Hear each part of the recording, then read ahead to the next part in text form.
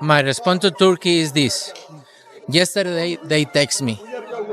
They text me and say we can talk about the fight in February with Crawford. Yeah, they text me yesterday, and I say, look, I'm not gonna talk about any other fight. I'm focused 100% on this fight. Look, I don't like the way he talk, and I'm not in this position because of any. I'm in this position. If he wants to work with me, it's in my way, not in their way. What was I don't he? need it. What didn't you like about how he approached? Like what? It's not the way to approach. It's not the way to approach to me. Look, I respect everybody and I respect Turkey, but look, if he wants to work with me, it need to be. In a shocking turn of events, Turki Alalshikh has said he doesn't want to fight Canelo Alvarez even though he made the offer. As I tell before to the ESPN, I give him the offer. If he's smart, he will accept it. So just so we're clear, so everyone understands, you've already sent an offer to Canelo to fight Terence Crawford if Terence Crawford wins tonight. But if he doesn't, I want Ortiz. You want Ortiz, Virgil Ortiz versus Terence Crawford. Yeah, if they accept. Turki Alalshikh pulled the deal just as Canelo was getting ready to fight Crawford. When asked about fighting Crawford, Canelo Alvarez responded with a mix of respect and confidence. He acknowledged Crawford's skill and said that he respected Crawford's skills, but he thought that his size and experience fighting at higher weights would make the fight better for him. I mean, Yeah, you're in. So if the numbers were right with Crawford, you'll do it. why not? Why not? I think Crawford, don't get me wrong, he's a great fighter. But for me, in my weight class, it's an easy fight. For me, easy money. So if the money is right. Alvarez responded to the idea of fighting Terence Crawford by expressing his thoughts on Crawford's style and the challenges it offers. He said that he doesn't like facing people who move around a lot, like Crawford, because it's not exciting. But he did say that Crawford didn't move around as much in his last fight, which could make a future fight more appealing. I like to fight guys like Crawford because he move a lot and the fight is not that great. I saw Crawford the last fight and he don't move that much now. So if the money is right, I mean, why not? How you think he did at that weight, at 154? How you think Crawford did? You know, they are a weight class for a reason. And you need to ask him. It's different. I know in his mind he think he can do whatever he wants because he's very talented fighter. He's a very good fighter. I like how he fight, but that's why there is a weight class. It is true that Canelo is criticizing or challenging Crawford's style of fighting, but Terence Crawford doesn't have much more to show after 40 fights and still hasn't lost. On the other hand, he moved up to the super welterweight division this Saturday at a Riyadh season event in Los Angeles to fight Israel Madrimov for an empty WBA title. He beat Madrimov unanimously.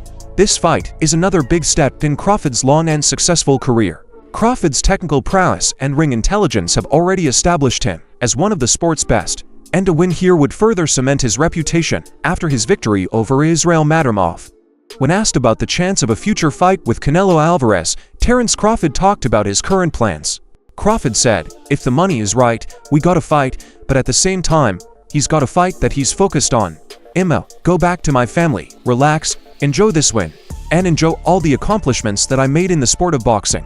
But just after the Madrimov fight, things take a turn for Crawford. Even after beating Canelo, his performance is being criticized by many, and Eddie Hearn is also among them, not just because his fighter Madrimov lost the fight, but because he honestly thinks that climbing up 168 is too much for Crawford. Eddie Hearn recently shared his view on Terence Crawford's performance at 168 pounds, suggesting that the weight class might be too challenging for the boxer. According to Hearn, while some might view Crawford's performance as lacking, he prefers to frame it as an impressive show by his opponent, Israel Madrimov. However, he also admitted that financial incentives could influence Crawford's willingness to fight in this weight class if the conditions were right. Do you think that we'll actually see a Canelo versus Terence Crawford fight? I don't think so. I think that it's much too much weight for Terence. You know, the style was difficult, and you know, people will say it was a poor performance from Terence, but let's just say it was a great performance from Madrimov. You know, I think 168 is much too big for Terence, but like he said, if the money's right, he'll fight. Eddie Hearn also then addressed the difficulties Terence Crawford faced in his recent fight at 150 pounds, noting that adapting to a new weight class can be difficult. He stated that Crawford was visibly hurt and marked up during the bout, highlighting the physical demands of fighting a strong opponent in this division. Despite these setbacks, Hearn remains confident in Crawford's ability to improve and succeed at this weight. Hearn said definitely, that's a stretch, but 150 takes time as well to gel into. But Madrimov is a big, strong 15 to 150 pounder, and you know Terence got hurt tonight. He got marked up bad, he got hit a lot, but he's a great fighter, and I'm sure he'll improve and will do well in the division. Atlas's point underscores that despite Crawford's smaller size, his speed, strategy, and adaptability could possibly neutralize Canelo's physical advantages, much like Pacquiao did against De La Hoya. This comparison tells fans and analysts alike not to underestimate Crawford's ability to upset expectations and dominate even the toughest opponents. When asked if Israel Madrimov could beat Crawford, Eddie Hearn emphasized timing. He acknowledged Madrimov as an underdog but praised his technical skill, IQ, strength, and durability, while Madrimov could match Crawford in some areas. Hearn admitted Crawford was a generational talent and highly favored. Ideally, Madrimov would have more fights, but he stressed seizing the chance regarding a Crawford versus Canelo fight. Hearn noticed Canelo wasn't keen, as beating the smaller Crawford wouldn't earn much credit. However, after meeting Edgar Berlanga on September 14th, Canelo might consider it if the financial terms were right. Hearn noted Canelo had no fear of Crawford but was concerned about the recognition from the victory. Hearn explained, if he wins the fight, it's like he beat a 154-pounder and a 147-pounder who just came up. If he loses that fight, it's like, oh, he got beat by 154-pounder with Canelo. He selects fighters based on the styles that he likes. I really think that's why he chose Edgar Berlanga and Jaime Munguia. He likes guys that come forward and fight him. Eddie then also talked about his encounter with Canelo after Terence and Madrimov fight, where according to him Canelo was a bit worried about fighting a guy who had come from a 147 to 168. He mentioned that Canelo might think that this fight may not bring such credit to him. Canelo wants to fight big names, but he currently is picking the fights for his own benefit. He stated that if the fight would be beneficial for his legacy and his bank, he'd not look beyond it and would accept it there. I mean, it's one thing. I mean, I wouldn't think that Canelo watched Crawford on Saturday and was afraid of fighting him at 68. I think for Canelo, it's more about the credibility he gets through victory. I think he's a little bit concerned, having spoken to him in the past, that if he beats a guy that's coming up from 147 to 168, is he really going to get the respect for that? So we'll see. I mean, money talks. You know, if it's the right deal, he'll always take the fight. Boxing analyst Teddy Atlas recently discussed the possible matchup between Terence Crawford and Canelo Alvarez, highlighting the unique difficulties and dynamics of the fight. He stressed Canelo's formidable nature as a fighter, acknowledging his power, timing, and overall skill set. Teddy said, "It's a tremendous challenge because Canelo is a tremendous fighter, bigger and stronger, and he can obviously punch in time. He can do all the things that have made him so special, there's no doubt about it." Atlas then shifted attention to Crawford's often overlooked strengths, drawing a comparison to a past legendary fight. He added, "But we're forgetting about those things. I just talked about with Crawford that just because he's smaller, we're forgetting that he'll come up with a game plan where he won't let the other guy use his size." Atlas then shifted focus to Crawford's often overlooked strengths, drawing a comparison to a past legendary fight.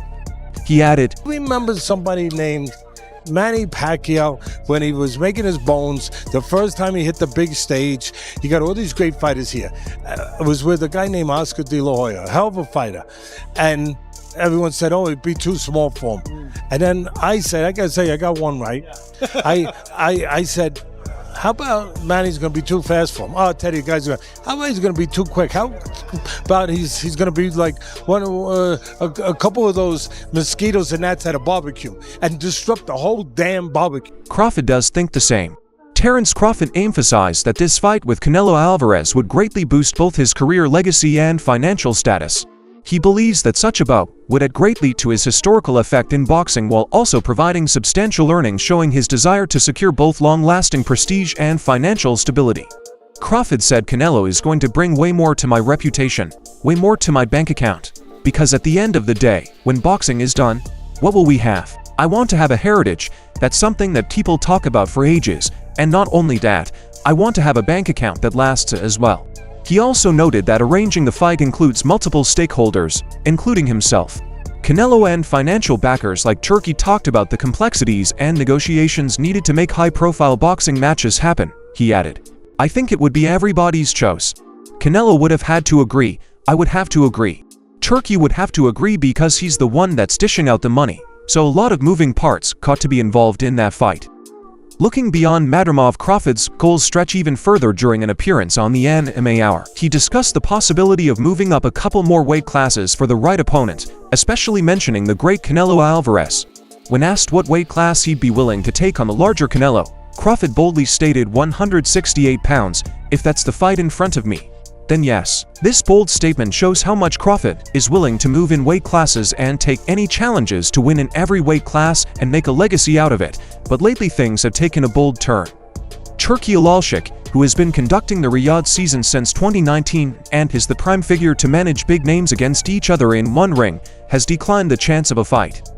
Speculation is likely to swirl around why Turki Alalshikh has lost interest in seeking a fight between Canelo Alvarez and Terence Crawford. The reasons might include Crawford's recent performance, Ken's financial expectations, or a mix of both. However, Alalshikh has now announced that he will redirect his attention elsewhere and has completely disregarded Canelo versus Terence, at least for this year. In a post on X, Alalshikh shared his desire to shift his attention to the US boxing market and outlined his plans. Alalshikh shared that he recently wrapped up an important meeting with his team to plan for future fights in 2024 to 2025. He announced that he would no longer pursue the Canelo Alvarez fight and instead focus on the US market, especially on major fights involving Terence Crawford. This dominantly marks a major shift in his promotional strategy, Alalshikh wrote. Just wrapped up an important meeting now with my team planning for the upcoming fights that we will make for 2024 to 2025 and added that I decided to disregard the Canelo fight as I don't want it anymore. Instead, I will be focusing on the US market with bigger fights, especially for the legend Crawford. As always, he is becoming the one organizing the big names in boxing. He is now famous for bringing all the big promoters and all the big foes under one roof. In his announcement, he also stated his support for organizing fights featuring important names. This shows his intent to enhance his influence in the US boxing scene by promoting a range of prominent fighters.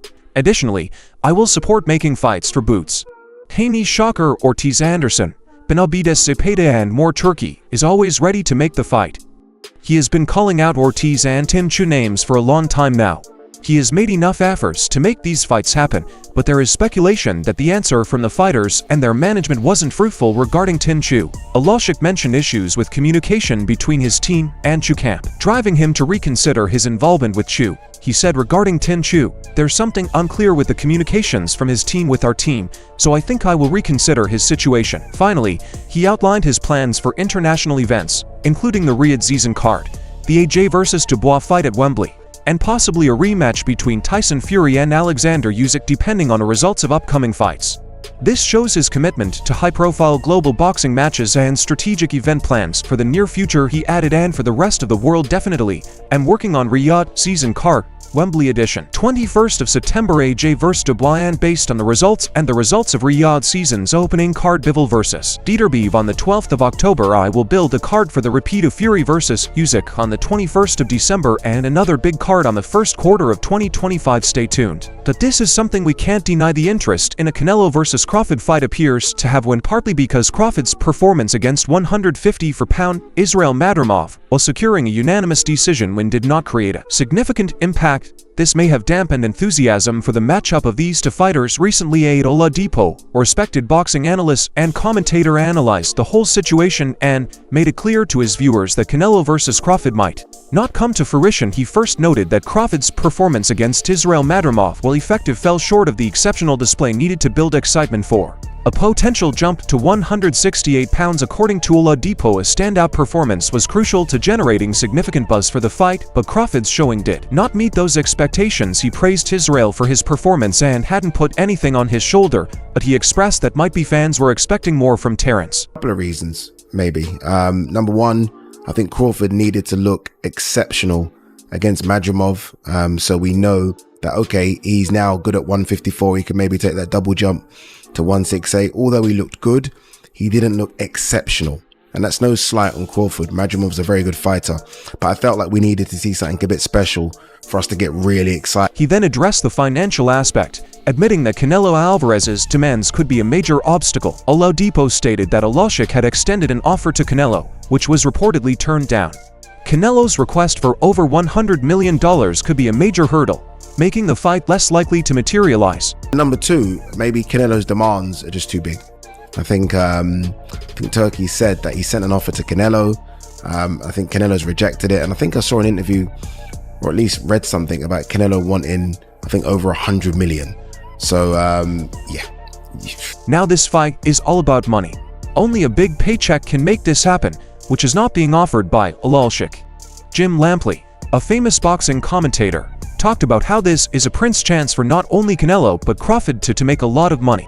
He noted that Crawford, recognized as the sport's pound-for-pound top fighter, contrasts with Canelo, who leads in earnings. Lampley pointed out that while fighters strive to be number one pound for pound, the substantial financial incentives given are a crucial factor, especially for someone like Crawford, who is 36 and facing a limited career window. Lampley said Crawford is the pound-for-pound number one fighter in the sport. Canelo is the dollar-for-dollar number one fighter in the sport. What do you think? Fighters dream of going to bed at night as their careers continue to grow. Do they dream of being number one pound for pound? Or when you've got the kind of money that's being thrown around by these people, there's only a certain amount of time left. He stated that Crawford, at 36, has a finite window to capitalize on significant earnings to achieve such financial success. Crawford would need to face Canelo, who is the top earner in the sport. Lampley emphasized that this fight represents a crucial chance for Crawford to secure a substantial payday before his career window closes. He added that Crawford is 36 and doesn't have a big window within which to operate toward being number $1 for duel and tasting at least one or two of these paychecks.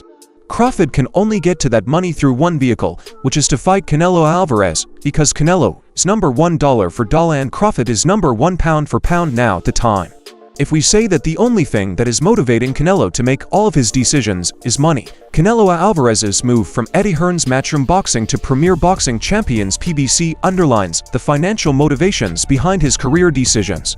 To move to PBC led by Al Haymon secured Canelo a lucrative three-fight deal worth over $100 million, showing his prioritization of substantial earnings. This shift demonstrated how major financial incentives can drive changes in a fighter's promotional relationships with Canelo Alvarez.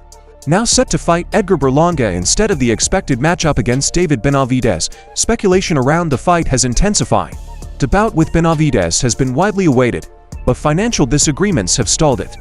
Canelo's substantial cash demands have been a key factor leading to delays and a shift in opponents. Canelo Alvarez addressed the reasons behind his substantial financial demands for a possible fight with David Benavidez. He acknowledged the risks involved, noting Benavidez's skill and physical advantage as he would enter the ring significantly heavier despite these difficulties. Canelo voiced confidence in his ability to win, provided the financial terms were met. Canelo Alvarez said, "Obviously he is a risk. He is a great fighter, and plus he brings to the ring on fight night 25 pounds more than me, but I don't care about that. If the money is right, I can beat that guy tomorrow." The right money then for Canelo is around $250 million. In a recent podcast, he stated that only this amount of money can make him stand against Benavidez. Even after the negotiations, he would not be ready to come below $200 million by any means. But you know, if someone's willing to put up the $250 million, I mean, would you negotiate down? no less than 200. No less than 200. Ooh. All right, let's get 200. Hey, y'all, we got enough people in the room. Let's get the money. Given Floyd Mayweather earnings of over $200 million for facing Manny Pacquiao Canelo Alvarez, he might aim for similar compensation against a top opponent like Crawford. Both fighters were big PPV draws. In contrast, Crawford had just one successful PPV in his 16-year career against Errol Spence in 2023. However, it was Spence who drove that success against Canelo. Crawford is expected to adopt a Mayweather-like strategy focusing on constant movement and elusive footwork to avoid danger and win a decision. Victory. While the fight might lack excitement, Crawford's careful plan will likely help him outmaneuver Canelo and stay out of the knockout zone. Crawford's chances in a brawl are slim, so he'll aim to box through all 12 rounds like Mayweather. Fans of technical boxing will relish the Canelo-Crawford bout, while those who crave non-stop action might be disappointed. Canelo also added in reaction to Crawford's call-out, like he says, if he beats Jarrett then no, everybody's going to say yeah, he's this small right and this and that, so it's the same thing. I respect Crawford, he's a good fighter, but we're different. The business comparison between the Canelo fight and the Benavidez fight is not something to be talked about, like Leonard Alier, CEO of Mayweather Promotions, talked about the difference between a matchup with David Benavidez and one with Terence Crawford. He highlighted that from a business standpoint, there is no comparison between the two while acknowledging Crawford as the best fighter in the sport and praising his proven skills. ER pointed out that business considerations play a major role in determining the viability of such fights. Orb said the Benitez-Canelo fight and Crawford-Canelo is no connection. We're talking about the business, yeah. We're just talking about the business. Terence Crawford is the best fighter in the sport. I mean, he's proven that. But it has nothing to do with the business now. When Canelo versus Crawford is not happening no matter but the money Canelo demands. Who do you guys want to see against Crawford in the ring? Do let us know and share with your friends too.